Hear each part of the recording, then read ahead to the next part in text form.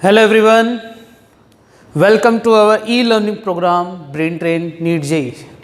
संभव बैच का आज फिजिक्स का पहला लेक्चर है।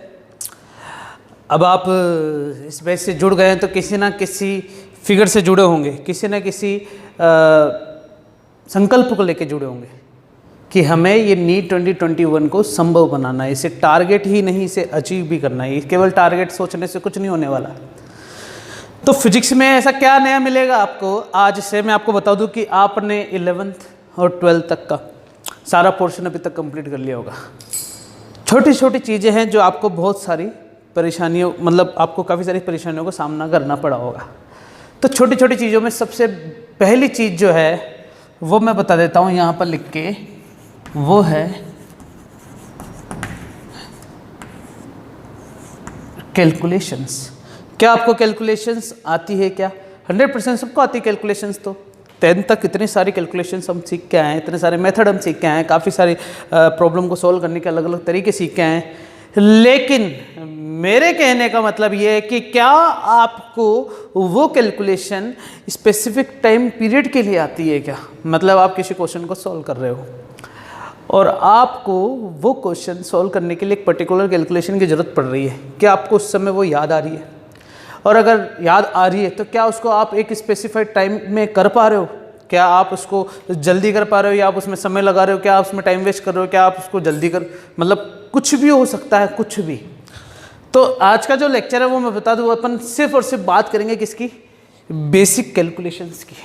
ठीक है, मैं आपको बताऊंगा कि बेसिक ट्रिक्स क्या क्या है किसी भी पर्टिकुलर कैलकुलेशन को सॉल्व करने के लिए। अब मैं आपको बता दूं, जैसे पाइथागोरस बाबा है, पाइथागोरस बाबा ने हाइपोटेनियस स्क्वायर बराबर base square plus perpendicular square की फॉर्मूला देके चले गए। लेकिन उन्होंने अपने स्टेटमेंट के अंदर ये कहीं नहीं लिखा है कि आप इस फॉर्मूले को यूज कैसे करेंगे, या किसको हाइपोटेन्यूस बोलना है, किसको परपेंडिकुलर बोलना है, किसको बेस बोलना है, एट ए टाइम अपन को कब एंगल देखना है, कब क्या करना है, कुछ भी नहीं। सिर्फ एक फॉर्मूला पता है हमारे को कि हाइपोटेन्यूस, बेस और परपेंडिकुलर के बीच में एक रिलेशनशिप है जो कि पाइथागोरस थ्योरम कहलाती है। लेकिन उसको कब कब यूज़ करना है, कब कब हमें उसको पर्टिकुलरली लेना है, वो सारी जानकारी हमें पता होनी चाहिए। तो इसी प्रकार ये तो मैंने छोटे से फॉर्मूले की बात कर ली, मैं ऐसे बड़े बड़े लेवल पर लेता जाऊँगा। सबसे बड़ी चीज़ जैसे मैं बात कर देता हूँ, हमारे लिए जो बेसिक कैलकुलेशन है ना, उस बेसिक कैलकुलेशंस को हम कंटिन्यू करने के लिए क्या करेंगे, सुनना। अभी भी मैं जो भी चीज़ें बताऊँगा स्टेप बाय स्टेप उसको अपन को फॉलो करना है। तो सबसे पहले मैं आपको बता दूँ कि हमें बेसिक कैलकुलेशन के लिए पढ़ना पड़ेगा बेसिक मैथमेटिक्स। अब बेसिक मैथमेटिक्स के लिए हमें सबसे पहले पढ़ना पड़ेगा कि मैथमेटिक्स का कौन सा पोर्शन है जो तुम्हें परेशान करेगा। दूसरा, किस टाइप की या किस लेवल की कैलकुलेशंस हमें करनी है। और फिर तीसरा है टाइम को कैसे मैनेज करें। ये सारी चीज़ें, इस पर भी क्वेश्चन मार्क लगा दूँ कि बच्चों? अब सही है। तो इसका मतलब हम इन सब चीज़ों के बारे में पढ़ेंगे। तो चलो स्टार्ट करते हैं। आज का अपना जो पहला टॉपिक है वो ये है कि मैं कोशिश करूँगा कि ये लेक्चर जो है वो जल्द से जल्द कंप्लीट हो, क्योंकि इसमें ज़्यादा समय नहीं देंगे। लेकिन ये लेक्चर बहुत ज़रूरी भी है, आगे आने वाली सारी चीज़ों को हमें पढ़ना है अगर ढंग से। तो वहाँ पर एक छोटी सी चीज़ सामने लिख देता हूँ, समय लूँगा इसको बताने के लिए।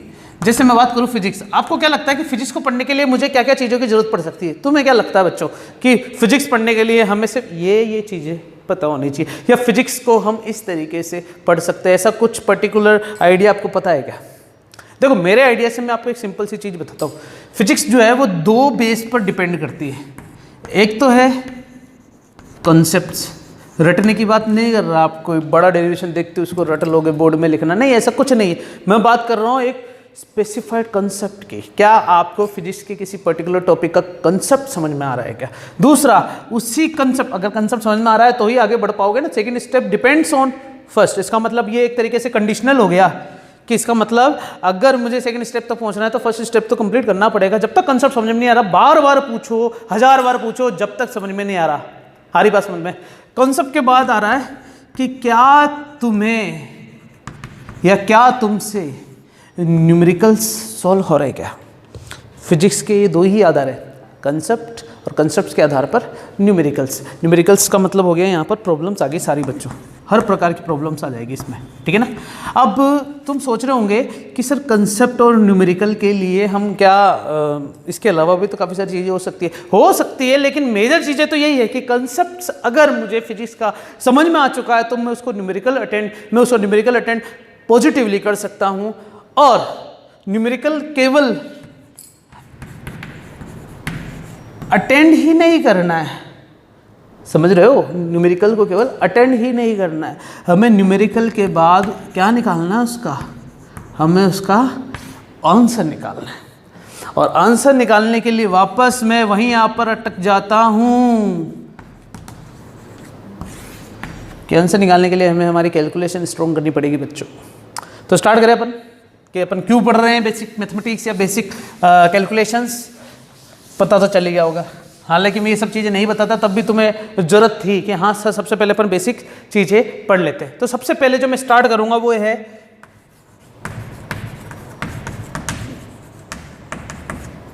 क्या लिखा है मैंने बच्चों, फंक्शंस, ठीक है, मैथमेटिक्स का ही पार्ट है फंक्शंस। फंक्शंस का यहाँ पर रिलेशन क्या है मैं बता देता हूँ। अच्छा, रिलेशन से तो फंक्शन बनता है, हो ये तो मैथ वाली बात होगी। मैं बात कर लेता हूँ बच्चों फंक्शन, है ना, कौन कौन से फंक्शन हमें परेशान करेंगे। तो अपन इसको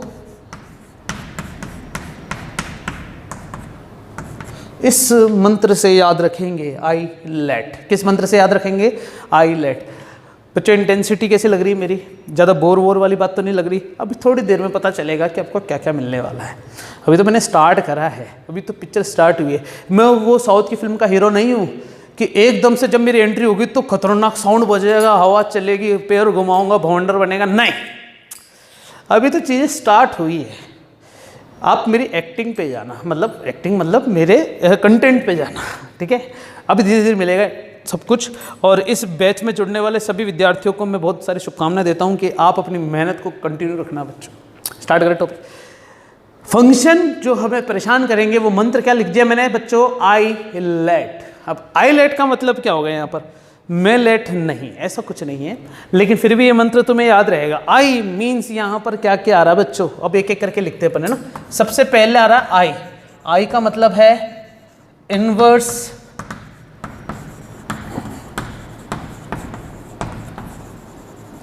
ट्रिग्नोमेट्रिक फंक्शन।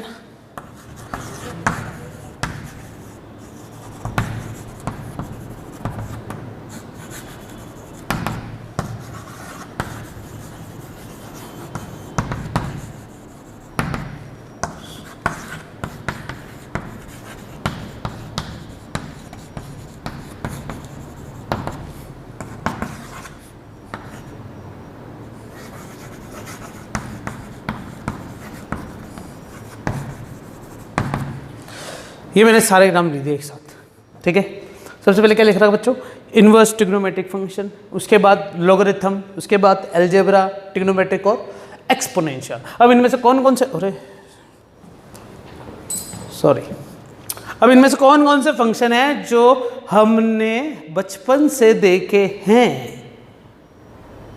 देख लिया तुमने कौन कौन से, ठीक है। ट्रिग्नोमेट्री देख लिया तुमने, और ठीक है अलजेब्रा भी सुना होगा। इसके अलावा केमिस्ट्री में लॉगरिथम यूज हुआ है, ठीक है, लॉगरिथम। और कुछ इनवर्स ट्रिग्नोमेट्री या एक्सपोनेंशियल, अच्छा किसी किसी बच्चों ने सुने होंगे, ठीक है ना। तो मैं एक एक करके बात करूँ, सबसे पहले उन्हीं की बात कर लेते हैं जो अपन को पता है। कौन सा फंक्शन सबसे पहले मैं बात कर रहा हूँ बच्चों, सबसे पहले अलजेब्रा के, ना, अलजेब्रिक फंक्शन। बताओ बच्चों क्या होता है अलजेब्रिक फंक्शन, क्या होता है अलजेब्रिक फंक्शन, क्योंकि हमें इसका एग्जाम्पल तो पता होना चाहिए ना। मैं बता देता हूँ बच्चों,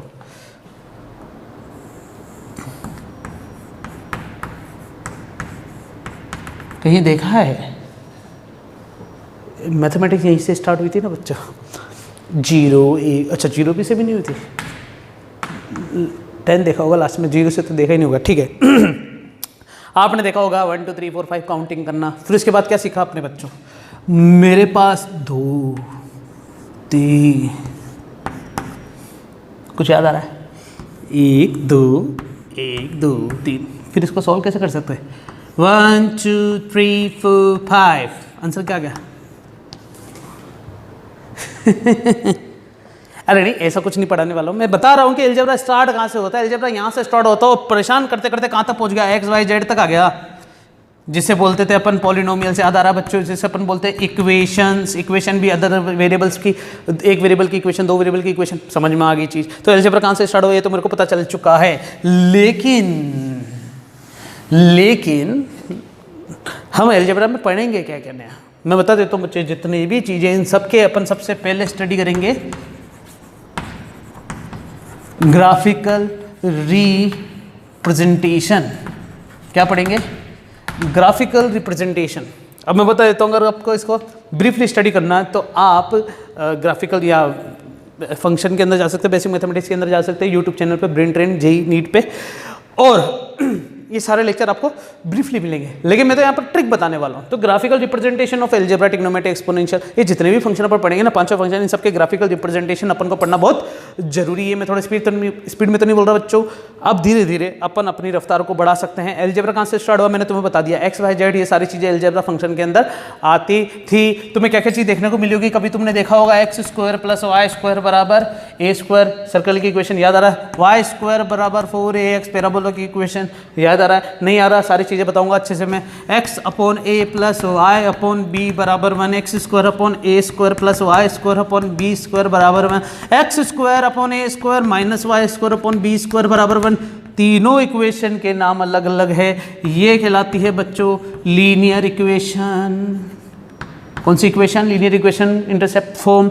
ये कहलाती है बच्चों एलिप्स की इक्वेशन। इलिप्टिकल्स तुमने देखा होगा बच्चों, एलिप्स के लिए सन जैसे ऑर्बिटल जो इलिप्टिकल एरिया बताता है, इलिप्टिकली अपन सर्कमफ्रेंस के अंदर अर्थ जो है सन के चारों ओर घूमती है, सही बात है ना, सर्कुलर शेप में नहीं घूमती है। इसके बाद ये हाइपरबोला। कौन सा बोला बच्चों? हाइपरबोला। कौन सा बोला? हाइपरबोला। ऐसी बहुत सारी चीज़ों के बारे में मैं बताऊंगा आपको, तो आगे बढ़ाएंगे जब ग्राफिकल रिप्रेजेंटेशन में चलेंगे अपन, ठीक है ना। अभी तो मिटा देता हूँ इसको मैं। कुछ भी चीज़ हो बच्चों, वीडियो पॉज करके उतारना, मैं तुम्हारे लिए रुकूंगा नहीं किसी भी चीज़ के लिए। एलजेब्रा कहाँ से स्टार्ट हुआ और कहाँ खत्म हुआ ये मैंने आपको नहीं बताया। मैंने स्टार्ट कहाँ से हुआ ये जरूर बताया था, खत्म तो कहीं नहीं, भी चले जा रहे, पेपर पब्लिश होते जा रहे हैं। फिर बात करते हैं बच्चों लॉगरिथम फंक्शन की बात करें या ट्रिग्नोमेट्री की बात करते हैं। सबसे पहले ट्रिग्नोमेट्रिक फंक्शन कहाँ से स्टार्ट होता है? ट्रिग्नोमेट्रिक फंक्शन सबसे पहले मैं बता दूं, ट्रिग्नोमेट्री का जो इजाद हुआ था वो कहाँ से हुआ था बच्चों? Right angle triangle. Right angle triangle क्या होता है? ऐसा ट्राइंगल जिसका एक एंगल 90 डिग्री हो और बाकी दो एंगल एक्यूट एंगल हो, छोटे कोण हो, न्यून कोण हो। समझ में आ गई चीज़? ठीक है। अब राइट एंगल के लिए मैं बता दूं 90 डिग्री के सामने वाली जो साइड होती है उसको अपन क्या बोल दिया था? हाइपोटेनस। थीटा के सामने वाली को बोल दिया था परपेंडिकुलर। थीटा 90 जिस पर होते हैं वो होता है आधार, मतलब बेस। तो इसका मतलब ट्रिग्नोमेट्री जो है कुछ भी नहीं बताने की जरूरत है, लेकिन तुमने देखा होगा sine theta cos theta, sine cos tan cos से कोसेक, ये लाइन से था, जिसके अंदर एक्चुअली में क्या था? ये ratio of side of right angled triangle, ठीक है ना। अब इसके बारे में तो बताने की जरूरत नहीं थी, ये तो अपन को पहले से पता है। रेशियो कौन कौन से? Perpendicular base, perpendicular hypotenuse, hypotenuse base. Pandit Badri Prasad हर हर भोले, हर हर महादेव होता है वैसे तो, लेकिन हर हर भोले चलेगा। जिसमें ऊपर वाला तो क्या होता था बच्चों? ये होता था sine cos theta tan theta, उल्टा कर दे तो कोट थीटा, फिर सेक थीटा, फिर कोसेक थीटा। बच्चों मैं थोड़ा सा इसमें डीपली जाना चाहूँगा, मिटा दूंगा वापस चीज़ है ना। जैसे इंग्लिश में देखें तो इससे बोलेंगे सिन, लेकिन फिर भी अपन क्या बोलते हैं इसको? साइन। क्यों बोलते हैं पता है? क्योंकि इसका पूरा नाम तो इस तरीके से होता है। फिर क्या आता है? कोसाइन, फिर टेंजेंट, फिर कोटेंजेंट, फिर सेकेंड, फिर कोसेकेंड। ये एक्चुअली में इनके पूरे नाम है, जिनमें से अपन केवल आगे आगे का पोर्शन लेते हैं। डिशुम डिशुम डिशुम डिशुम डिशुम। समझ में आ गया? कोसेक का तो बड़ा हो गया। अब इससे डरने की जरूरत नहीं है, कोई दानव नहीं है बच्चों ना। अब सुनना, इसमें मैंने ये चीज़ें क्यों बताई है, इसके पीछे कारण है बच्चों। जैसे कोसाइन, इम्पोर्टेंट है अपने आप में। क्यों है इम्पोर्टेंट? क्योंकि तुम्हें याद होगा हम एक वर्ड पढ़ते डायरेक्शन कोसाइन, पढ़ा भी होगा तुमने, नाम सुना से होगा डायरेक्शन कोसाइन क्या होता है, डायरेक्शन रेशियो क्या होता है। तो उसका मतलब कोसाइन का मतलब यही है, कॉस थीटा से। लेकिन आपको पता होना चाहिए था कि कोसाइन ही कोस है और कोस ही कोसाइन है, गंगाधर ही शक्तिमान है। आगे चले, इतनी सी चीज़ बतानी थी। ट्रिग्नोमेट्री के बारे में पढ़ेंगे, ग्राफिकल रिप्रेजेंटेशन और इसके जितने भी फॉर्मूले हमारे पास यूज़ होने वाले हैं वो सब चीज़ें पढ़ेंगे अपन अच्छे से बच्चों। मिटा दूँगे, ठीक है।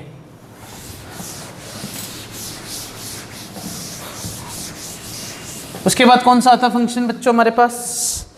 फिर अपन एक एक करके बात कर लेते हैं ना। लॉगरिथम की बात कर लूँ मैं? नहीं, काम करते हैं, मैं बात कर लेता हूँ किसकी, गंदा इनवर्स ट्रिग्नोमेट्रिक फंक्शन। ट्रिग्नोमेट्रिक को तो क्या बोलते थे अपन? Sine theta. तो इनवर्स जोड़ दो तो क्या हो जाएगा? सुन लेना बच्चों अच्छे से, खतरनाक चीज़ बताने वाला हूँ। सबसे पहले फंक्शन को रिप्रेजेंट करते हैं fx से, कहीं कहीं पर लिखते हैं y। इसका मतलब अगर ये x है तो ये y है और इसी y को बोलेंगे fx बोलेंगे। अब कहानी ये है कि जैसे मैंने लिखा y बराबर साइन थीटा, अगर मैंने बोला थीटा की वैल्यू कितनी है 30 डिग्री, कितनी बच्चों 30 डिग्री, तो y is equal to sine 30 is equal to we get 1/2 half. समझ में आया? लेकिन अब उल्टा पुल्टा करें अपन, वाह बराबर मैंने लिख दिया sine inverse 1/2, so we get 30 degree. खतरनाक चीज होगी सर ये तो। थोड़ा बताओ इसके बारे में क्या हुआ। ये तो हमें पता है, मैं मंत्र बताऊंगा बच्चों, अच्छे से याद रखना। क्या लिखा मैंने कि पहले जो होता था ना हमारे पास एंगल, क्या होता था बच्चों? गिवन होता था और उस पर वैल्यू जो है हमें फाइंड करनी होती थी। इस बार क्या है, हमें वैल्यू तो क्या है बच्चों? गिवन है, लेकिन एंगल हमें क्या करना पड़ेगा बच्चों? फाइंड करना पड़ेगा। इनवर्स ट्रिग्नोमेट्रिक फंक्शन का मतलब ये होगा, ट्रिग्नोमेट्रिक के अंदर क्या होता था? रेशियो दिए हुए होते थे, एंगल नहीं दिया हुआ होता था, रेशियो साइड के रेशियो दिए हुए होते थे। मतलब क्या होता था बच्चों? सुनना, उल्टा बोल दिया मैंने। एंगल दिया हुआ होता था 30 डिग्री, तो हमें साइड के रेशियो मिलते हैं। जैसे साइन थीटा 1/2 है, 1/2 का मतलब समझते हो? अभी मैंने लिखा पंडित बद्री प्रसाद हर हर भोले, तो साइन मतलब परपेंडिकुलर अपॉन हाइपोटेनस। अगर ये थीटा है तो परपेंडिकुलर 1, हाइपोटेनस कितना आ गया 2, तो बेस कितना होगा तुम्हारे हिसाब से? सोल्व कर लो। 2 का स्क्वायर 4 - 1 √3। समझ में आया? अब इससे तुम बाकी रेशियो भी तो निकालते थे, टेबल बनाते थे, √3/2, याद आ रहा नहीं आ रहा? वो सारी चीजें इसी से रिलेटेड है। वापस आओ टॉपिक में, मैं क्या बताने जा रहा हूँ कि पहले तुम्हें एंगल दिया हुआ होता था और वैल्यू निकालते थे, और अब तुम्हें वैल्यू दी हुई होगी तो तुम क्या निकालोगे बच्चों? एंगल निकालोगे। इनवर्स ट्रिग्नोमेट्री का मतलब ये हो गया। अब लिखने का तरीका क्या है मैं समझा देता हूँ, इसको वीडियो पॉज करके उतार लेना बच्चों, मैं समझा रहा हूँ। लिखने का तरीका है कैसे, फिर अपन इसको समझ जाएंगे अच्छे से। मैं गाना भी बहुत अच्छा गाता हूँ बच्चों, कभी मौका मिला तो सुनाऊंगा बहुत ही अच्छे से। सुनना, y बराबर साइन थीटा। अब y बराबर साइन थीटा ना लिख के इसको साइन x लिख दूँ, क्योंकि मैंने तुम्हें बताया ना ये x होगा और ये y होगा। ये तो कौन सा फंक्शन है? ये है ट्रिग्नोमेट्री फंक्शन। लेकिन अगर मैंने लिखा है साइन x बराबर y, साइन को वहाँ ले जाऊँगा तो 1/sin अकेला नहीं लिख सकते, साइन ऊपर जाके लिखें तो ये साइन इनवर्स क्या हो जाएगा बच्चों? y, इसको साइन इनवर्स y इस तरीके से लिखते हैं। पहले क्या होता था? ये होता था एंगल और ये होती थी वैल्यू, और इस बार ये हो गया, वही रहेगा वैल्यू और ये एंगल। समझ में आ गया कि नहीं आ गया? कोई परेशानी वाली बात? टेबल बनाना सिखाऊंगा मैं। क्या सिखाऊंगा बच्चों? टेबल बनाना सिखाऊंगा। समझ में आ गया इतना सा? ठीक है, आगे चलते हैं। अभी तो मैं सिर्फ ओवरव्यू बता रहा हूँ कि ये है क्या एक्चुअली में। सारी चीज़ें अच्छी वाली चीज़ें तो अभी बाद में पता चलेगी जब इसके अंदर अपन ब्रीफली स्टडी करेंगे। सबसे पहले अपन ने पढ़ा अलजेब्रा, फिर अपन ने पढ़ा ट्रिग्नोमेट्री, फिर अपन क्या पढ़ रहे हैं? Inverse trigonometry. हो गया ये भी कंप्लीट नहीं हुआ, थोड़ा सा बताया। अब मैं बात करूंगा किसकी बच्चों? Logarithmic function. लॉगरिथमिक फंक्शन क्या होता है? Logarithmic function. अच्छा मैं इसको हिंदी में बताऊं बच्चों? हिंदी में इसे कहते हैं लघु गणक फलन। अब तुम सोचोगे सर हिंदी में तो खतरनाक चीज़ होगी तो, लेकिन फिर भी बच्चों हिंदी का वर्ड बहुत खतरनाक है। इसमें क्या लिखा हुआ है? लघु। लघु मतलब होता है छोटा या छोटी। गणक मतलब होता है गणना। गणना मतलब कैलकुलेशन। सन्निशन कैलकुलेशन। अब सुनना बच्चों, लघु गणना का मतलब क्या हो गया? मैं तुम्हें लघु गणना तो तब सिखाऊंगा ना जब मैं तुम्हें दीर्घ गणना सिखा दूंगा। दीर्घ गणना मतलब मैं तुम्हें बड़ी गणना करना अगर सिखा दूं तो क्या तुम लघु गणना करना सीख जाओगे क्या? बताओ। अगर मैं तुम्हें बड़ी गणना करना सिखा दूं तो क्या तुम लघु गणना करना सीख जाओगे क्या? तो बड़ी गणना का मतलब क्या हो गया बच्चों? जरा देखेंगे जरा। मैं यहाँ पर एक और फंक्शन के बारे में लिख रहा हूँ, वो है एक्सपोनेंशियल फंक्शन।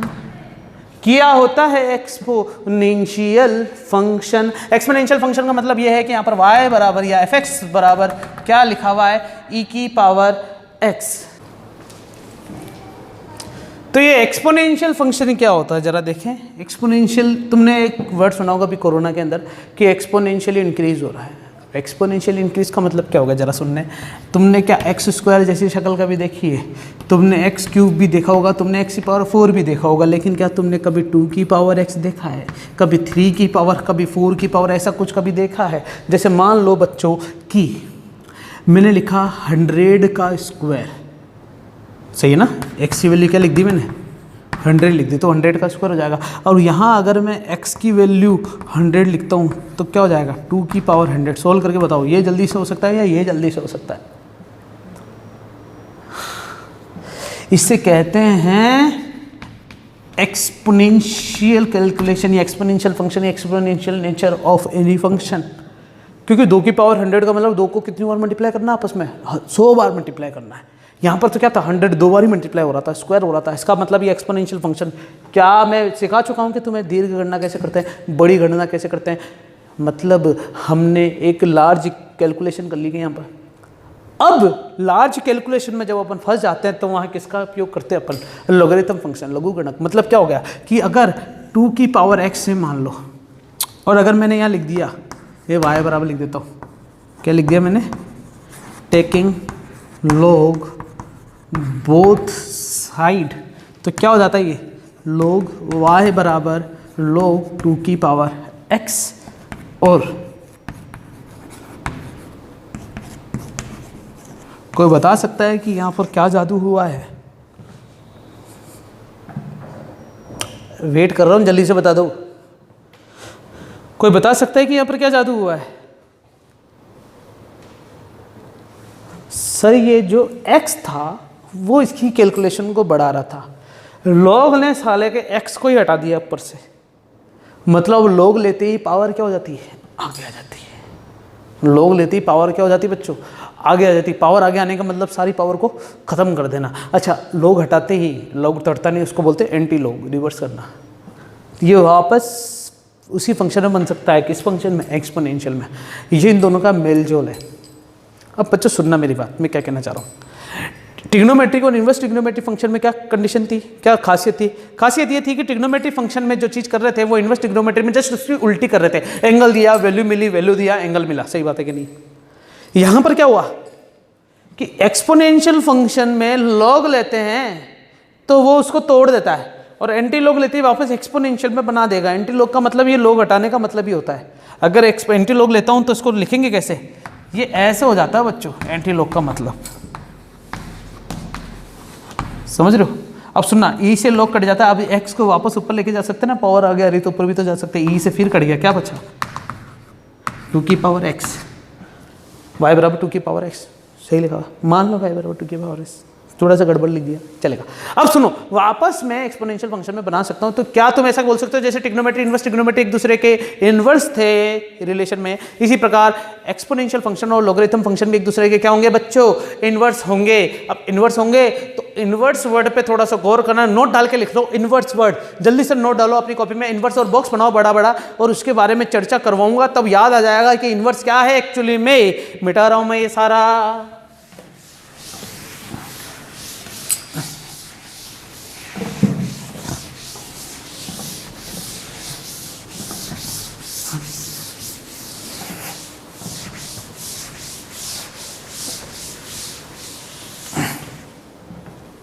तो पहले लॉगरिथम और एक्सपोनेंशियल फंक्शन की ही बात कर लेते हैं ना। मैं बता रहा हूँ बच्चों, ग्राफिकल रिप्रेजेंटेशन अपन एक एक चीज़ का पढ़ेंगे अच्छे से, है ना। तो सबसे पहले किसकी बात करते हैं बताओ? सबसे पहले बात करता हूँ मैं, जैसे मान लो लॉगरिथम फंक्शन है ना। अब लॉगरिथम फंक्शन को लिखने का तरीका इसको लिखेंगे y fx बराबर, ये y भी होता है log e x। वो थोड़ा शॉर्ट में बता दिया, अब अच्छे से बताऊंगा ना। यहाँ पर ये log तो किसको बता रहा है बच्चों, फंक्शन को बता रहा है। फिर ये अलग से जो चीज़ दिख रही है ना, ये e इसकी पूंछ के पास में दिख रहा नहीं दिख रहा, तो मैं इसको अगर थोड़ा सा साइड में लेता हूँ तो ये क्या एक्सपोनेंशियल फंक्शन ही है क्या, जिसमें e किसको बता रहा है बच्चों, बेस को बता रहा है, और ये किसको बता रहा है बच्चों, पावर को बता रहा है। समझ में आया कि नहीं, गिर जाता भी तो मैं, कोई बात नहीं, मैं थोड़ा मगन हो गया पढ़ाते पढ़ाते। तुमने शायद कामना की होगी बच्चों ना कि नहीं, मेरे हिलते कि नहीं नहीं नहीं नहीं, नहीं गिरना चाहिए सर, या करी करी, मैं हाथ कर नहीं सकता, मेरे हाथ चौके हो गए, तो मैं ऐसे कर लेता हूँ, ठीक है। तो सबसे पहले लॉगरिथम फंक्शन के अंदर इस छोटे से पार्ट को हमने क्या बोल दिया, ये बेस और ये पावर है। तो लॉग को पढ़ने का तरीका ऐसे है कि लॉग ई की पावर एक्स बोलो, या इसको पढ़ेंगे लॉग ई एक्स। मैं बता देता हूँ बच्चों, ये लॉग का बेस कहलाता है, बेस लिखना बहुत जरूरी है। और कहीं कहीं पे तुम्हें केवल क्या लिखा हुआ मिलता है, लॉग एक्स, तब भी बाय डिफॉल्ट क्या माना गया है कि यहाँ पर जो बेस है वो क्या है बच्चों, ई है। कहीं कहीं पर तुम्हें ये फंक्शन इस तरीके से देखने को मिलेगा, log 10x, ये इसका क्या हो गया बच्चों, बेस हो गया। तो सर ये लॉगरिथम फंक्शन है या ये है बच्चों, ये लॉगरिथम फंक्शन है। और ये लॉगरिथम फंक्शन का एक पर्यायवाची मान लो, इसके अंदर यूज होने वाले अलग अलग सिस्टम, जैसे साइन कोस, टेन कोस, कोसेक है ना, साइन थीटा की जगह कभी कभी साइन फाई लिख देते हैं। तो वही चीज़ है यहाँ पर भी कि बेस चेंज कर देना। अब बेस चेंज करना बहुत बड़ी प्रॉब्लम होती है। मान लो बच्चों, मैं तुम्हारे लिए एक बड़ी सी चीज़ लिखता हूँ, मैंने लिखा डिफरेंशिएशन, ओहो डरने की बात तो नहीं ना, मैंने लिखा differentiation of log x is equal to 1/x। फिर मैंने लिखा डिफरेंशिएशन ऑफ log ex, तब भी क्या लिखेंगे बच्चों, 1/x। फिर मैं थोड़ा लाड में आ जाऊं बच्चों, मैंने फिर लिखा डिफरेंशिएशन ऑफ log 10x, तो there is no result found. Result तो मिलेगा लेकिन ऐसा रिजल्ट नहीं मिलेगा, क्योंकि हमें बेस क्या चाहिए, या तो ई होना चाहिए, कुछ भी नहीं होना चाहिए, कुछ भी नहीं है, तब भी क्या माना जाएगा, वो बेस क्या है वहां पर, ई है।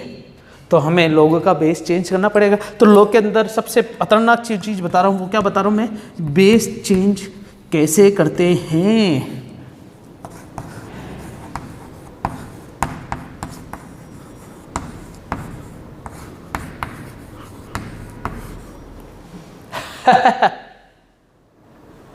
मैंने मेरे हिसाब से कोई भी ले लिया, बेस इस बार ए लिया, पावर क्या लिए, बी लिया। मैं चाहता हूं कि लोग का बेस ए की जगह क्या होना चाहिए, ई होना चाहिए। तो मैंने क्या कर दिया, ऊपर नीचे लॉग ई बेस का मल्टीप्लाई डिवाइड कर दिया, और फिर क्या करा, बी को ऊपर वाले के साथ लिख दिया, ए को नीचे वाले के साथ लिख दिया। क्या बेस चेंज हो चुका है, क्या हो चुका है बच्चों, जरा देखेंगे। log 10x है जैसे, तो मैंने क्या लिखा, जो log 10x है उसको मैंने लिखा log ई, और नीचे भी क्या लिख दिया, log ई, ऊपर क्या जाएगा x और नीचे क्या जाएगा 10। क्या ये मिल गया क्या,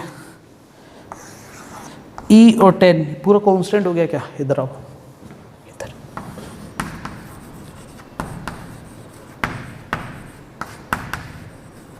समझ में आया क्या, ये दिख रहा नहीं होगा, मिटाऊं क्या,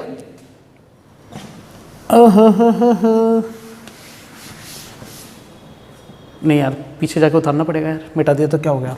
इधर आओ, मैंने लिखा d/dx log 10x is equal to, base change करा अपन ने, क्या हो जाएगा, ऊपर हो गया log e, नीचे भी हो गया log e, ऊपर हो गया x, नीचे हो गया 10। बोलो हाँ, क्या e10 पूरा कांस्टेंट है क्या, पूरा का पूरा क्या ले लेता हूं बच्चों मैं बाहर, और अंदर क्या आ जाएगा, प्रॉपर्टी नंबर 1, बेस चेंज कैसे करते हैं, क्लियर है। अच्छा, लॉग की कुछ छोटी छोटी प्रॉपर्टीज भी है, मेरे पास यहाँ पर जगह है तो मैं थोड़ा सा यहाँ पर बताऊँ, मेरी हाइट थोड़ी छोटी हो जाएगी। log ई का मतलब होता है 1, log ए का मतलब होता है 1, log 10 का मतलब होता है 1। चलेगा बच्चों, कोई परेशानी वाली बात तो नहीं, ठीक है।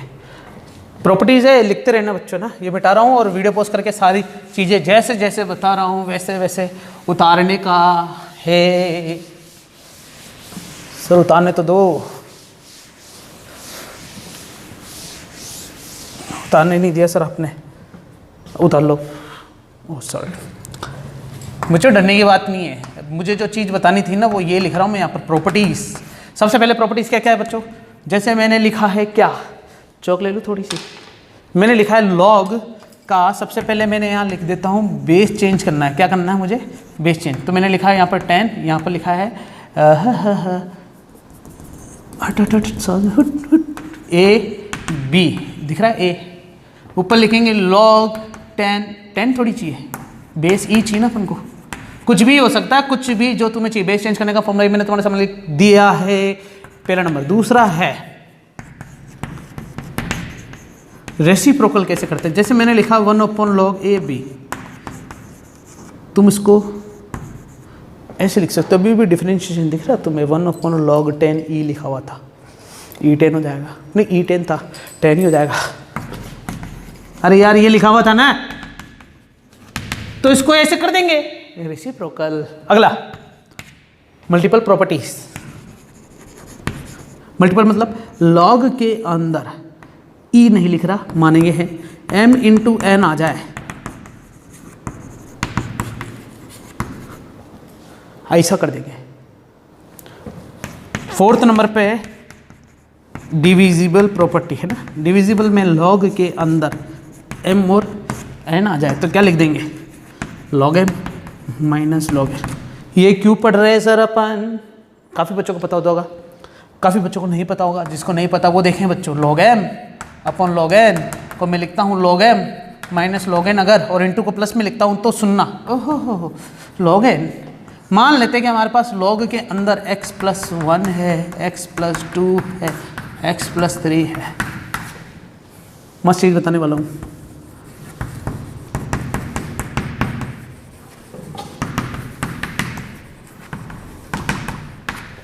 है क्या मस्त चीज़, मल्टीप्लाई वाले को प्लस में, डिवाइड वाले को माइनस में, इसका मतलब ये कहाँ काम आता है बाद में बताऊँगा, तो कैसे काम करते हैं ये बता रहा हूँ अभी फिलहाल। समझ में आ गया क्या, हर चीज़ें भी पता चल जाएगी तो फिर कैसे गुड़ गोबर हो जाएगा बच्चे तुम्हारे दिमाग में, है ना, दुष्ट प्राणी बन जाओगे तुम। फिर मिटा दो सारा, प्रॉपर्टीज उतारो यार, पहले मैं हटूँ सामने से, ये लो वीडियो पोस्ट करके उतारो, चलो अब मिटा लो। Logarithm logarithm logarithm logarithm logarithm,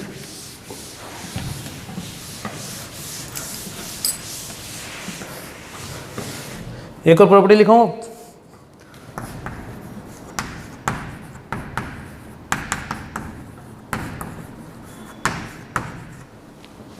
power आ गया जाती है।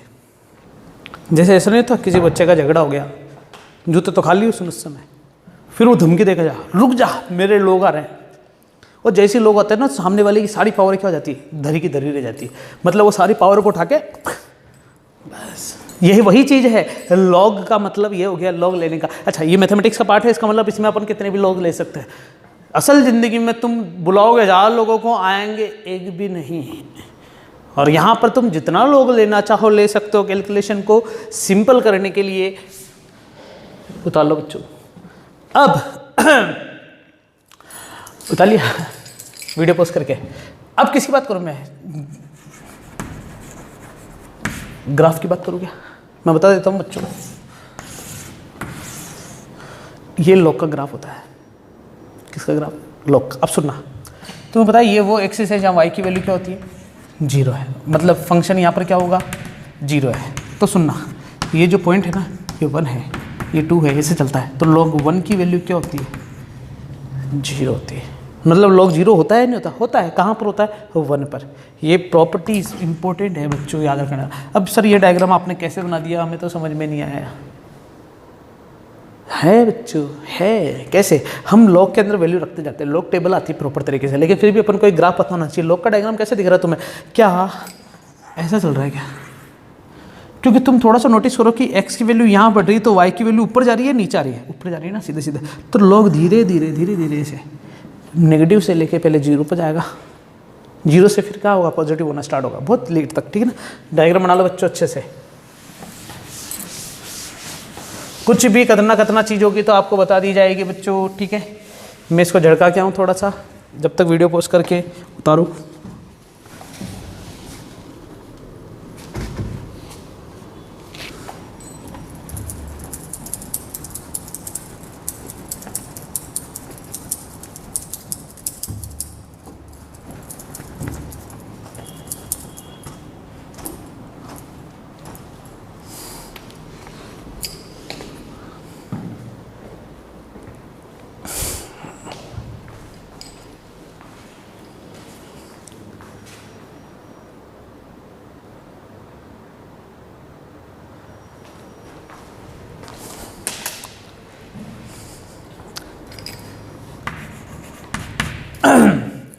अब किसकी बात करेंगे अपन बच्चों?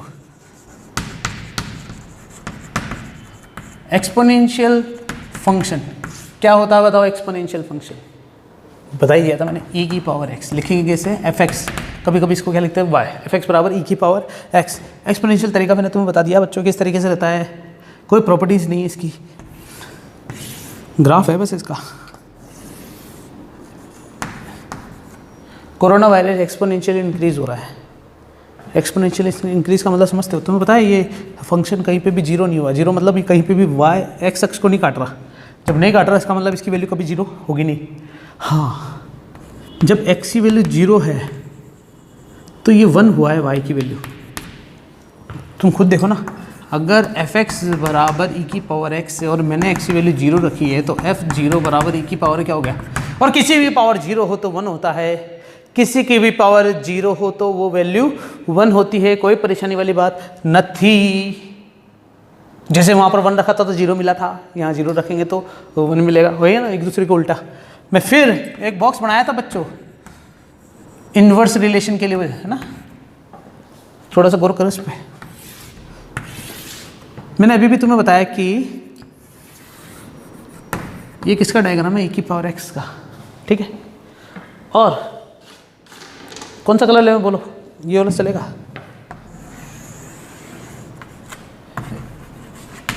किसका है? log x का। क्या ये दोनों डायग्राम एक दूसरे के मिरर इमेज लग रहे नहीं लग रहे? मिरर इमेज समझते हो? I am talking about this line. इस लाइन के अबाउट क्या ये दोनों एक दूसरे के मिरर इमेज है नहीं है? ये जो लाइन होती है ना इसे कहते हैं y = x लाइन। कैसे पता सर? बताऊंगा, अभी बताऊंगा ना, ये सब चीज़ें बताऊंगा। अभी तो मैंने सिर्फ छोटी सी चीज़ बता दी है, क्या पता वापस उठा लूँ मैं इसको, ठीक है ना। मिटा दो सारा, उतार लो बच्चों इसको। अरे यार, वीडियो पोस्ट करके उतार लो। हाँ मिटा दूँ मैं, देखो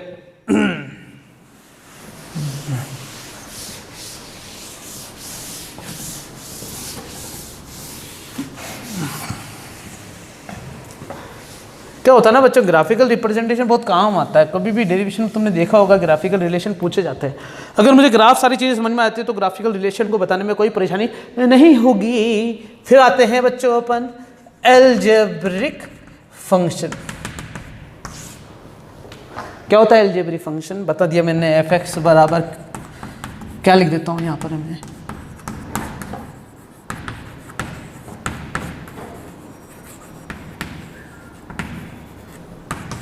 पॉलिनोमियल हो सकता है, इक्वेशन हो सकती है, कुछ भी हो सकता है। जैसे मैंने लिखा fx बराबर x + 1, fx बराबर x², fx बराबर x³ fx बराबर बहुत सारी चीज़ें हो सकती है। कुछ लिखो और √x, मतलब काफ़ी सारी चीज़ें हो सकती है। ये सब y है बच्चों, y y y y y y। अब ये तो अपन को पता है, नया क्या बताऊंगा मैं वो देखें। मुझे बच्चों सीधी सी बात है, इनका ग्राफिकल रिप्रेजेंटेशन समझाना है तुम्हें ना, कि क्या होता है इनका ग्राफिकल रिप्रेजेंटेशन। तो सबसे पहले हमारे सामने जो वस्तु है शून्य 0 ओहो x और y ही क्या है बच्चों? fx है। थोड़ा सा नोटिस करना बच्चों, ये जो लाइन है इसकी खास बात क्या है? ये x बराबर y बराबर 0 और ये तुम्हें पता है ये चीज़, मैं बताऊंगा, ढंग से देख लेना बच्चों अच्छे से। ये पॉइंट है, इनके कोऑर्डिनेट लिख सकते हो क्या तुम बच्चों? इसका कोऑर्डिनेट 1 0, इसका कोऑर्डिनेट 2 0, इसका कोऑर्डिनेट 3 0, इसका कोऑर्डिनेट 4 0, इसका कोऑर्डिनेट 0 0। समझ में आ रहा है? ऐसे ऐसे करके सबके कोऑर्डिनेट लिखे जा सकते हैं कि तो इन कोऑर्डिनेट की कॉमन चीज़ क्या होगी कि यहाँ पर y की वैल्यू बार बार क्या मिल रही है, 0 0 0 0 0 0। समझ में आ गया। इसी प्रकार इस लाइन की इक्वेशन x बराबर 0 क्यों लिखूँ मैं, इस लाइन की इक्वेशन, हाँ कितनी बड़ी चीज़ बोल दी मैंने, इस लाइन की इक्वेशन मतलब इक्वेशन ऑफ x एक्सिस क्या होगी, y बराबर 0। फिर इक्वेशन ऑफ y एक्सिस क्या होगी, x बराबर 0, है कि नहीं है, ठीक है। उसके बाद थोड़ा सा और इसको इंटरेस्टिंग बनाओ बच्चों, थोड़ा सा और इंटरेस्टिंग कैसे, सुनना कि मैं इसी लाइन को थोड़ा सा ऊपर ले गया, कितना ऊपर ले गया, 3 ऊपर ले गया। इसके कोऑर्डिनेट बोलो 1 3, इसके तुम्हारे लिए रुक जाऊं, तुम बताओ। हाँ सर आप खुद ही कर रहे हो, पढ़ने दो अकेले सर को, ऐसा सोच रहे होंगे। 3 3 इसका बोल दो, कॉमन चीज़ बता दो बस बच्चों, और कुछ नहीं पूछना चाह रहा। क्या क्या, y की वैल्यू बार बार 3 आ रही है, बिल्कुल y की वैल्यू बार बार 3 आ रही है, इसका मतलब ये y बराबर कांस्टेंट है, y बराबर कांस्टेंट है। इसका मतलब equation of line parallel to x axis क्या हो गई, y बराबर कांस्टेंट। मैं इसका डायग्राम बनाऊं बच्चों छोटा सा, जैसे मैंने लिखा है ये, तो ये हो जाएगा y बराबर कांस्टेंट। ये बोलो हैं, अब झापड़ पड़ेगी खींच के, माइनस नहीं आएगा क्या, नीचे आएगा ना, नीचे माइनस होगा, ठीक है। अगला equation of line parallel to y axis क्या होगा, x बराबर कांस्टेंट।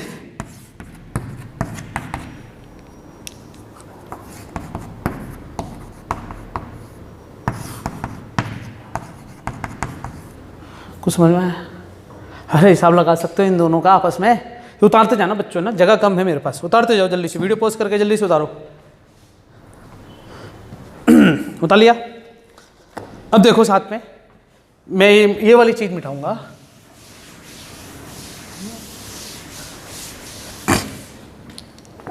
सोचो बच्चों,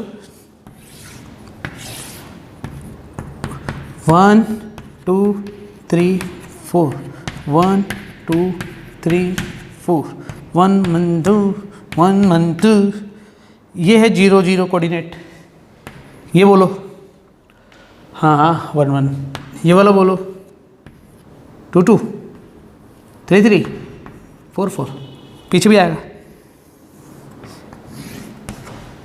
बताओ क्या समझ में आया है कि जब x की वैल्यू सेम है y की वैल्यू के, तब ऐसी लाइन बनेगी हमेशा, है ना।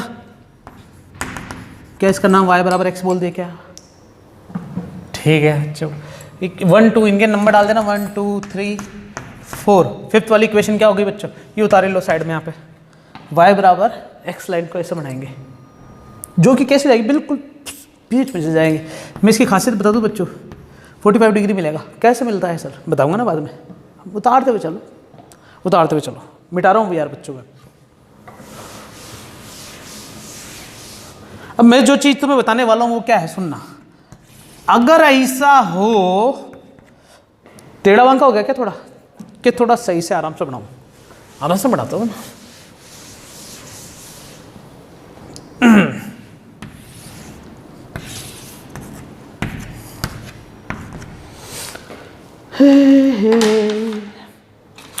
आहा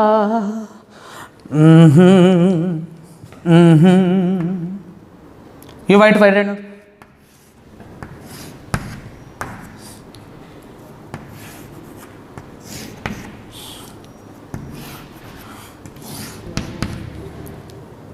अगर इक्वेशन ऐसे वेरी करे, लाइन कैसे करे बच्चों, वेरी करे। वेरी मतलब पहले कम स्लोप पे, फिर धीरे धीरे धीरे धीरे धीरे बढ़ता जावे और लास्ट में जाके ऐसे खड़ा हो जावे, समझ रहे हो, ढिचुम ढिचुम ढिचुम ढिचुम ढिचुम ऐसे। तो क्या तुम सोच सकते हो कि धीरे धीरे एंगल क्या हो रहा बच्चों, बढ़ रहा है। तुम्हें एक चीज़ तो पता चल गई बच्चों कि ये एंगल कितना है पूरा 90 डिग्री। मैं मान लेता हूँ कि ये जो एंगल है धीरे धीरे मैंने वही एंगल लिए जो अपन टेबल पर बनाते हैं। कौन कौन से एंगल? फर्स्ट वाला जो है वो कितने डिग्री का मान लिया अपन ने 30 डिग्री का। सेकंड वाला जो है वो कितने डिग्री का मान लिया मैंने 45 का। और फाइनल थर्ड वाला कितने डिग्री का मान लिया मैंने 60 का। और ये वाले तो 0 डिग्री है ना। तो इन सबको एक नाम दे दिया मैंने बच्चों ना, मिटा दो।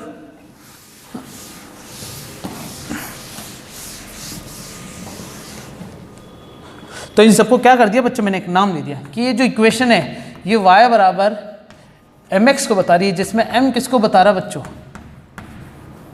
स्लोप को बता रहा है। तो चर्चा आप तो इस पे बनती है बच्चों। टॉपिक क्या है अपना, स्लोप मतलब ढाल। अब ढाल का मतलब सिर्फ गिरना ही नहीं होता बच्चों, इसका मतलब चढ़ना भी है। ये मान लो स्लोप को बता रहा है।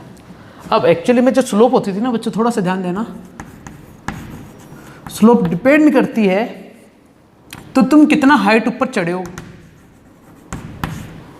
कितना हाइट ऊपर दिख रही है तुम्हें, और कितना तुम उस बेस से डिस्टेंस मेंटेन करके बैठे हुए हो।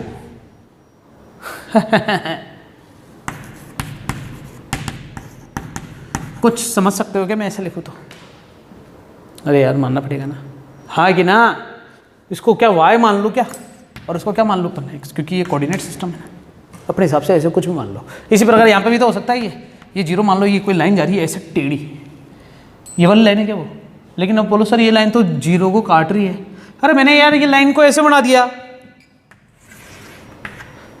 कैसे बना दिया? कौन सी लाइन को? इस वाली लाइन को। देख पा रहे हो क्या? क्या प्रॉब्लम होगी, क्या प्रॉब्लम होगी यार? ओरिजिन से तो हटा है, स्लोप सेम है, स्लोप सेम है। स्लोप सेम है क्या मतलब समझ गए ना यार, ढलान सेम है दोनों की, ठीक है। तो क्या इसको मैं y/x लिख सकता हूँ? बिल्कुल लिख सकता हूँ। थोड़ा सा याद करो बच्चों, किसको? ट्रिग्नोमेट्रिक को। किसको याद करो? ट्रिग्नोमेट्री को।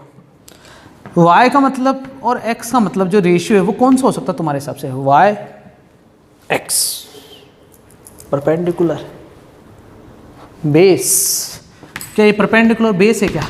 और क्या यही tan थीटा है क्या? तुम्हारे सामने एक खुलासा हो गया बच्चों कि जो स्लोप है, जो m है, वही क्या है बच्चों? tan थीटा है। क्या है वो? tan theta. अच्छा ये जो y और ये x है इसके बारे में थोड़ी और चर्चा कर लूँगा मैं, अभी तो सिर्फ इतना सा समझ के चलो। मान सकते हैं क्या? कभी कभी पता है अपन है ना, जैसे मान लो मैंने एक डायग्राम बनाया ऐसा और बोला कि इसकी स्लोप बताओ। ये जो लाइन है ना, इस लाइन को क्या बोलेंगे अपन? दिख रहा है क्या? मैंने टेंजेंट लिखा है बच्चों। क्या लिखा है? टेंजेंट। टेंजेंट मतलब जो इसको टच करते हुए जा रही है। स्लोप का मतलब बस मुझे अगर ये एंगल पता चल जाए थीटा, तो क्या मैं इसको बोल दूंगा कि स्लोप टू tan थीटा, लेकिन मुझे एंगल देवे नहीं। तो मैंने इस छोटे से पोर्शन को कर लिया है, क्या कर लिया? जूम। और छोटा सा पोर्शन क्या कुछ इतना सा तो दिखेगा ना सीधा, और इस छोटे से पोर्शन को मैंने लिख दिया डेल y, इसको लिख दिया डेल x। तो हमारे पास जो tan थीटा होगा, यार ये थीटा है तो इतना सा पोर्शन का जो एंगल बनाऊंगा वो भी थीटा होगा ना, तो वो भी डेल y/डेल x। सोचो इतने से पोर्शन का थीटा है, तो मैं अगर इसको जूम कर रहा हूँ तो ये भी थीटा मिलेगा ना यार। हाँ ठीक है। अब tan थीटा बराबर डेल y/डेल x है, और डेल y/डेल x का मतलब होता है y2 - y1 upon x2 - x1। ये मैं थोड़ा सा डीपली अंदर घुस चुका हूँ, सिर्फ इसको उतार लेना बच्चों, और समझने की जरूरत नहीं है। समझना तो केवल इतना ही था। क्या समझना था? ये tan थीटा मतलब स्लोप ही क्या एंगल है। इधर आओ, क्या मुझे एंगल पता था क्या यहाँ पर? अब सुनना, अगर ये y = mx लाइन है, ये भी y = mx लाइन है, और ये भी y = कौन सी लाइन है? mx लाइन है। या तो यार ये भी mx लाइन होगी, और ये भी कौन सी लाइन होगी? mx लाइन होगी। इसको उतारो यार बच्चों, मिटाने वाला हूँ, जल्दी से उतारो। उतार लो, मिटा दो।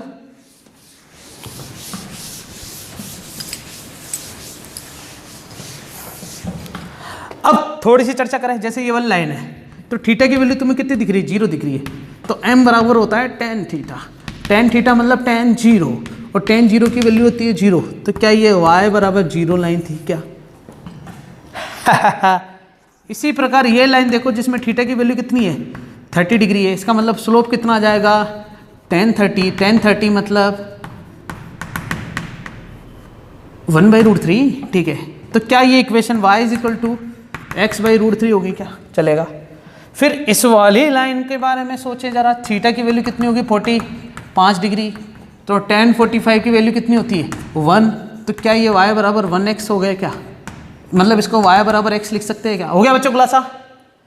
मैंने y बराबर x लाइन को पहले समझाया था पॉइंट से, अब किसे समझा दिया? स्लोप वाली फॉर्म से। सही है, ये 60 होगी तो बच्चों यार मैं लिख सकता हूँ ना यार tan 60 की वैल्यू, इधर आ जाओ इधर, थीटा की वैल्यू कितनी हो रही है यहाँ पर 90, नीचे लिखूंगा। जब थीटा की वैल्यू हो 90 डिग्री तो tan 90 की वैल्यू होता है इन्फिनिटी, और इन्फिनिटी को लिखते हैं 1/0। काफी सारे बायोलॉजी वाले बच्चों को पता नहीं होगा कि 1/0 की वैल्यू इन्फिनिटी होती है। मैंने इन्फिनिटी को 1/0 लिख दिया। अब इससे क्या हुआ, y बराबर जो x था इसके से क्या मल्टीप्लाई हो रहा है, इन्फिनिटी मल्टीप्लाई होता तो तुम y बराबर इन्फिनिटी लिख देते, लेकिन नहीं, हलवा थोड़ी है बच्चों। 1/0 लिखो, 0 को यहाँ भेजो, तो क्या 0 × y बराबर x हो गया क्या? तो x बराबर क्या मिली है? क्या ये वही इक्वेशन थी क्या x बराबर 0? खतरनाक चीज पता चल चुकी बच्चों अपन को। लेकिन अब मैं जो भी लाइन लिखूंगा ना वो सारी y बराबर mx लिखूंगा, y बराबर mx लिखूंगा, y बराबर क्या लिखूंगा बच्चों mx लिखूंगा। वीडियो पोस्ट करके उतारना पड़ेगा बच्चों, मैं थोड़ा सा साइड में हो जाता हूँ। आई होप कि तुम्हें सारी चीज़ें अच्छे से समझ में आ रही है। हाँ, अगर तुम्हें किसी प्रकार की कोई परेशानी हो तो तुम वीडियो के टाइमर को अपने डाउट में ढाल के मुझसे पूछ सकते हो कि सर इस समय आपने ये क्या बकवास करी, इस समय आपने ये क्या बोला। अरे हाँ कि ना, कुछ ना कुछ तो करना पड़ेगा बच्चों ना। जब तक तुम्हारे डाउट क्लियर नहीं होंगे तब तक काफ़ी सारी चीज़ें तुमसे वंचित रह जाएगी। इधर आओ, इधर आओ, इधर आओ। एलजेब्रा चल रहा है, अभी मिटा नहीं है कुछ भी ना। पहले तो अपन क्या कर रहे थे, ये वाली इक्वेशन लिख दी, ये भी लिख दी, y बराबर mx भी लिख दी। बच्चों इस वाली इक्वेशन को क्या लिखूंगा अब मैं, y = mx। अच्छा mx क्यों बीच में से जा रही है, इसलिए बीच में जा रही तो सर y बराबर x लिखे ना। नहीं बच्चों, ये इक्वेशन ऐसे टिल हो सकती है ना आगे पीछे, ठीक है।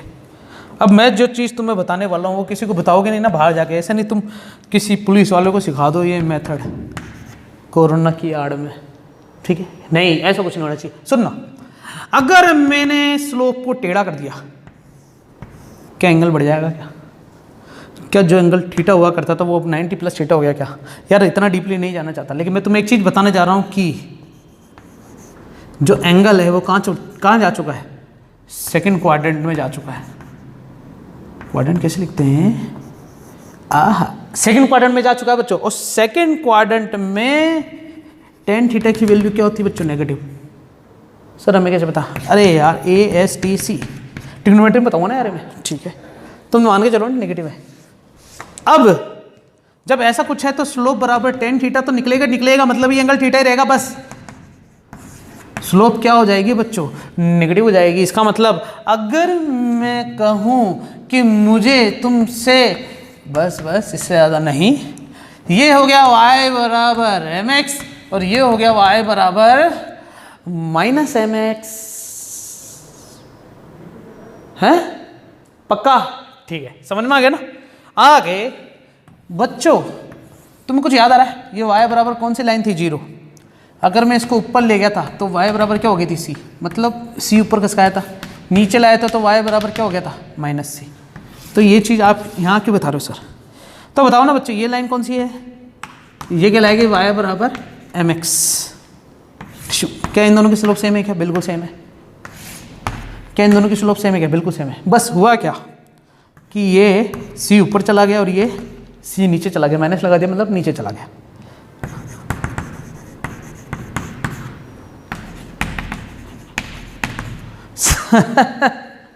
समझ में तो नहीं आया होगा, क्या बात करो, इससे आ गया पक्का। मतलब y बराबर जब 0 था तो ये लाइन ऊपर जाती, y में c जुड़ जाता था, 0 + c। अरे यार क्या ये y बराबर 0 + c हुआ होगा क्या? ये y बराबर 0 - c हुआ होगा क्या? इसी प्रकार यहाँ पर भी अगर कोई लाइन y बराबर mx है, इसका मतलब कांस्टेंट नहीं है, कांस्टेंट नहीं है, इसका मतलब ऊपर जाती कांस्टेंट आ गया, नीचे जाती कांस्टेंट आ गया।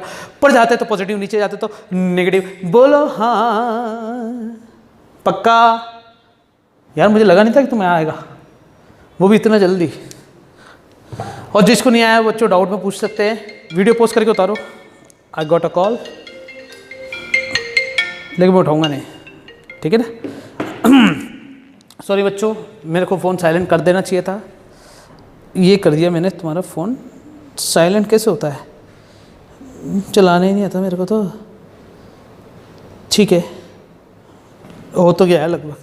आगे बच्चों, आगे आगे आगे आगे। ठीक है, मिटा दूं क्या?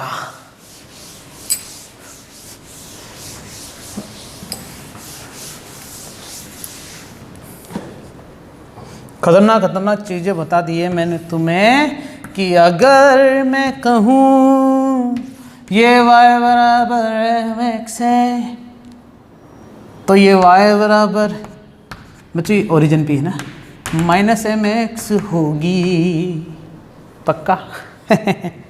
ये बताओ क्या होगी और ये भी बताओ क्या होगी।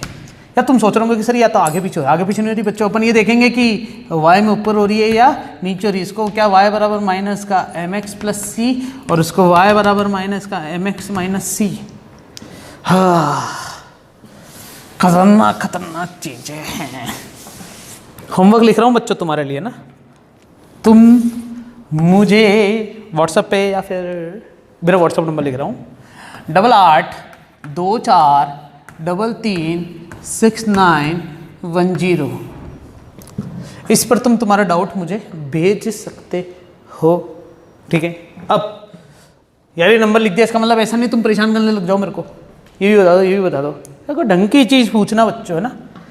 तुम्हारा होमवर्क है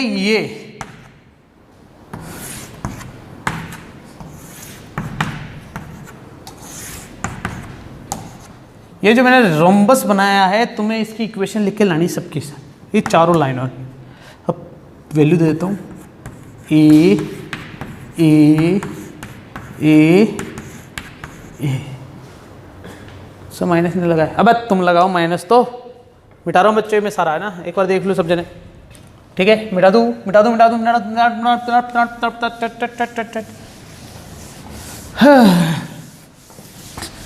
हीरे मोती मैं ना चाहूं,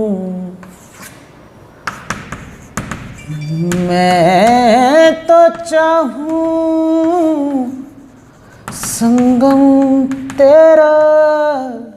ट्रिग्नोमेट्रिक फंक्शन पता है अपन को, ट्रिग्नोमेट्रिक फंक्शन के बारे में, लेकिन अपन को थोड़ा थोड़ा सा जानकारी होनी चाहिए। y बराबर sine theta cos theta tan theta cot theta sec theta cosec theta. बोलो हाँ।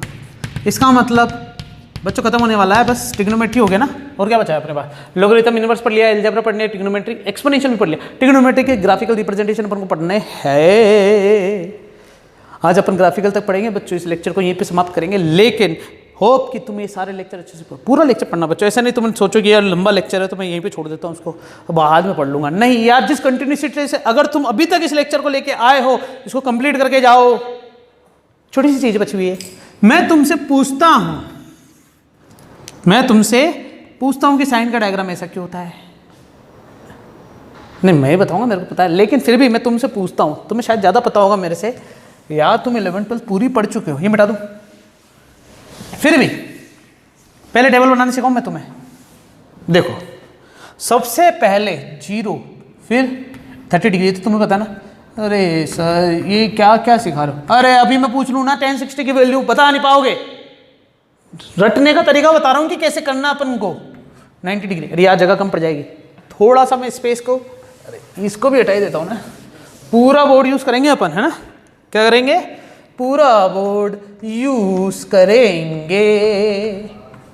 60 डिग्री, उसके बाद 90 डिग्री, उसके बाद 120 degree, 135 degree, 150 degree, 180 degree. Sir table तो 90 तक की बताती है मेरे को। अरे मैं तुम्हें सारी सिखा रहा हूँ ना यार, देख लो एक बार ढंग से। फिर मैंने लिखा जैसे साइन थीटा। अब तुम देखो बच्चों, 0 और 30 में कितने का गैप है? 30 का। लास्ट वाले में भी 30 का होगा, देखना। 15 का 15 का 15 का 15 का 30 का 30 का, दिख रहा है?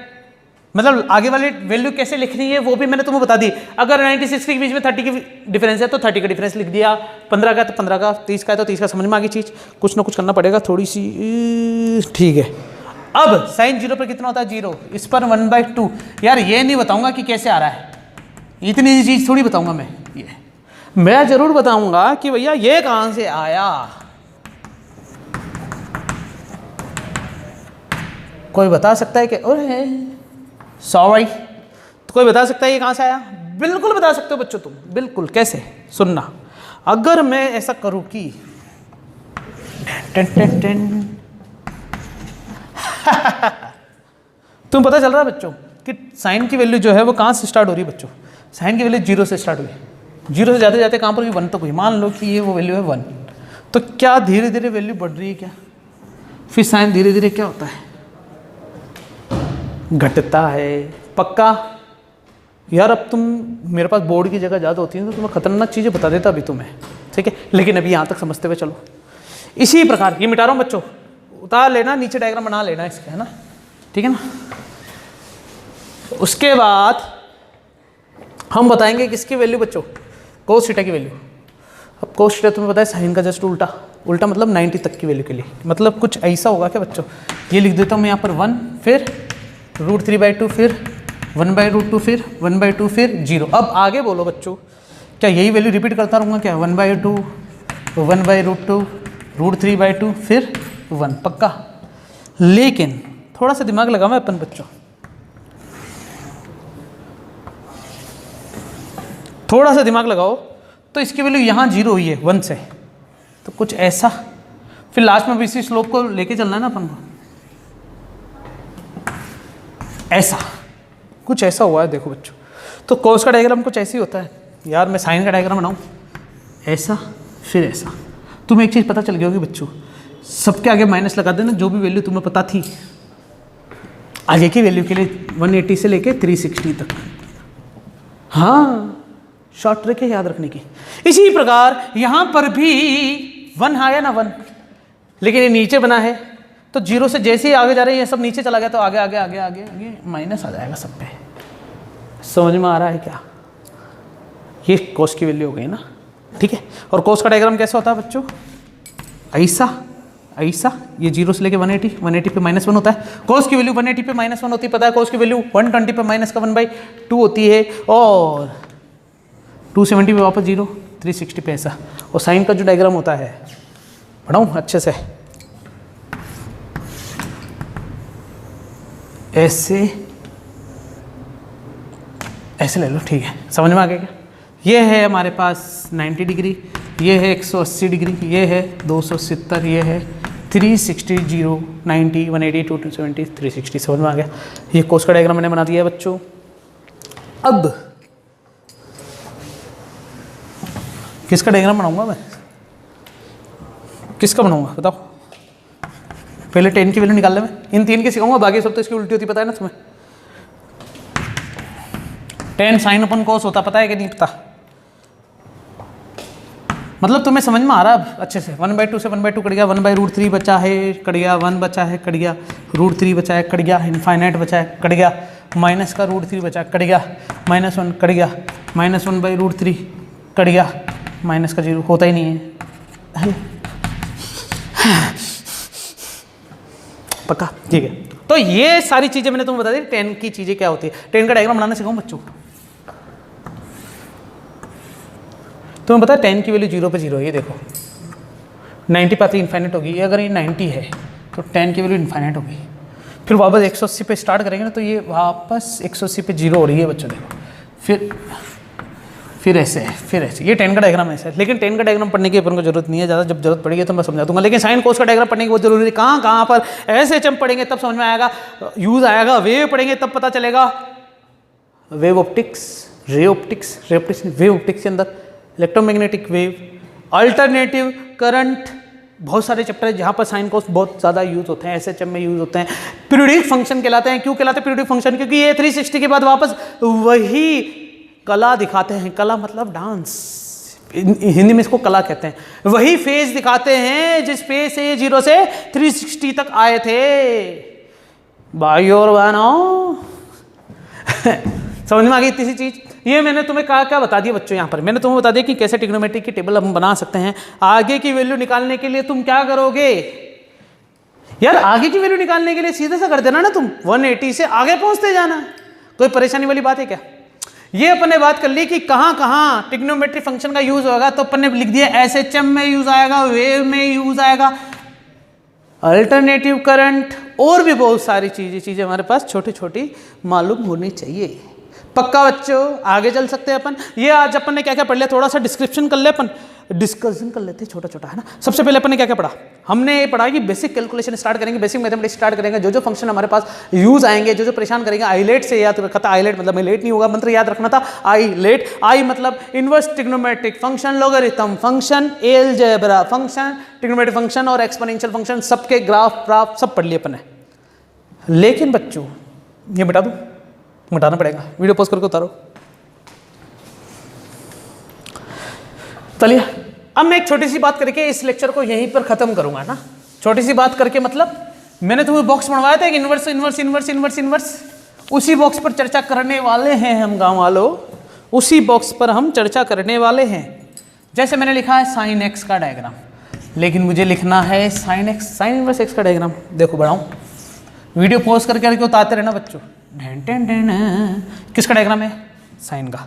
मैंने तुम बताया कि यहाँ पर अपन एक लाइन बनाएंगे, कौन सी, पता चल गया ना, y बराबर x से, ठीक है। अब बताओ मैंने क्या कराई, जस्ट इसकी मिरर बना दी है बच्चों। वेलकम टू दी फ्यूचर, अरे नहीं रोहित मेहरा न्यू में, welcome to the sine inverse diagram. समझ में आ गया, ये साइन इनवर्स का डायग्राम हम किस तरीके से बना सकते हैं। यार अपन को साइन का पता है तो साइन का बना सकता हूँ। इसी प्रकार गांव वालों देख लो एक बार अच्छे से कि अगर ऐसा हो, ये e की पावर x का डायग्राम है, तो क्या ये log x का डायग्राम होगा क्या, पक्का बच्चों। अब मैं तुम्हें कुछ जो कहानी चीज़ें बताने वाला हूँ वो ये है कि कुछ स्पेशल फंक्शन पढ़ेंगे अपन कल के लेक्चर में। ये तो मैंने छोटा सा बता दिया तुम्हें कैसे करना है, क्या करना है। अपन इन्वर्स को फिर से वहीं से स्टार्ट करके कुछ स्पेशल फंक्शन के ग्राफ पढ़ाऊंगा अगले लेक्चर में। फिर उसके बाद बेसिक डिफरेंशिएशन इंटीग्रेशन अपन पढ़ेंगे, डेरिवेशन कैसे यूज़ करते हैं, लिमिट वाले एप्लीकेशन यूज़ करना भी सिखाऊंगा कि कैसे डिफरेंशिएशन एप्लीकेशन यूज़ करते हैं और इंटीग्रेशन की एप्लीकेशन हम यूज़ करके डेरिवेशन को कंप्लीट कर सकते हैं। कहाँ कहाँ पर स्ट्रिप लेते हैं, कहाँ कहाँ पर स्ट्रिप नहीं लेते हैं, कहाँ कहाँ पर शॉर्ट ट्रिक में काम हो जाएगा।